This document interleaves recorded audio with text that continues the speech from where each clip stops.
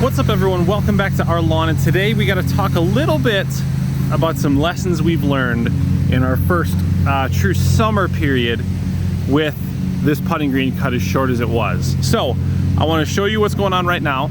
I'm going to flash back to some footage from a couple weeks ago where it was much worse. Fortunately we got some rain and I've watered a couple times and it started to recover. Also did PGR again and a disease preventative, but I want to talk a little bit about the mistakes that I made due to the landscaping project out front, and something I want to help try to kind of teach you guys as I learn what I'm doing, try to kind of relay that onto you in terms of the issues you might run into and how quickly they can happen. So I need to mow this right now, but you can see like in here where this is pretty thin, and if you look across it's really like splotchy and kind of has, it's recovering, but it used to look much worse in terms of this like splotchiness. But if we come in here, this lime green, and there's some darker grass, I think that's maybe rye that's surviving in here, but this is the pen cross that's seeded and got established, this lime green color. And I don't know how well it's going to show up on camera, but you can look in all the best areas. So let's see, here, here, here, here. Those are all where the pen cross was. So what had happened is I have this landscaping project going on out front. It's drawing a lot of my time, a lot of my resources that I would dedicate to back here. Also, this year has been very hot and very, very, very drought driven, especially from my part of the world. I'm sure people in, you know, Utah or parts that are like truly desert would love to have had 8.5 inches on the year by this point. But for us, 8.5 inches is like nothing. I'm 7-8 inches behind where I was a year ago at this time. Like half, basically.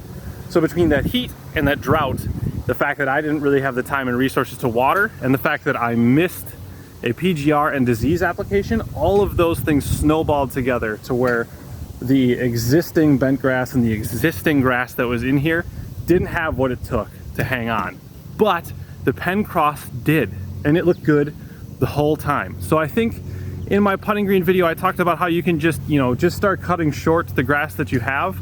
I might start to kind of amend that advice, because you probably are going to need to seed something a little bit better. So either that pen cross from Amazon, it's still very cheap, so it's not a huge investment.